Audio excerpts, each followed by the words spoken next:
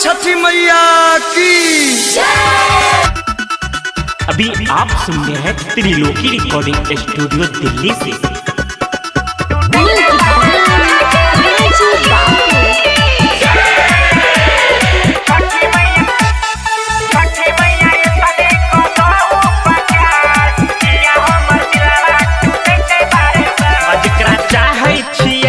सजादा किया बदल लै छै इरादा, किया बदल लै छै इरादा।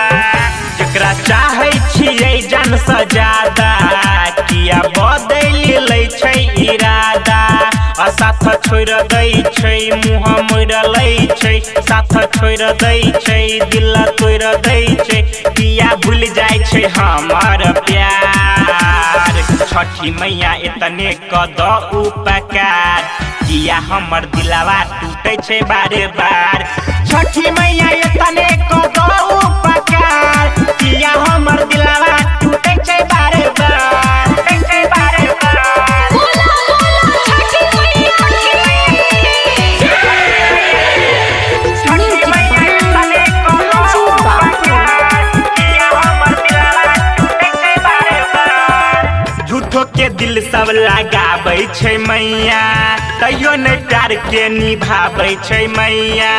जकरा पर हम जे करियै भरोसा दत दै छै बेरी बेरी धोखा, बेरी बेरी धोखा, बेरी बेरी धोखा। झूठो के दिल सब लगाबै छै मैया, तैयो नहीं प्यार के निभाबै छै मैया। जकरा पर हम जे करियै भरोसा दत दै छै बेरी बेरी धोखा, बेरी बेरी। आ कोई नहीं दै छै मान दान तनी दियौ न ध्यान, कोई नहीं दै छै मान दान तनी दियौ न ध्यान। तनी करू न अहाँ चमत्कार, छठी मैया इतने कदी उपकार, किया हमर दिलवा टूटे छै बार बार। छठी मैया इतने कदी उपकार, किया हमर दिलवा टूटे छै बार बार, टूटे छै बार बार।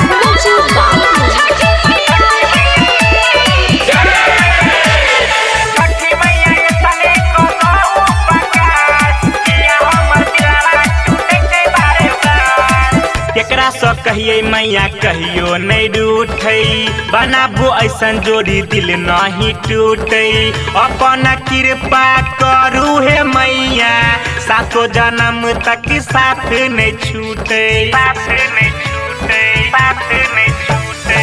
केकरा सँ कहिए मैया कहियो नहीं रूठै, बनाबो ऐसन जोड़ी दिल नहीं टूटे। अपन कृपा करू हे मैया, सातो जन्म तक साथ नहीं छूटे, साथ नहीं।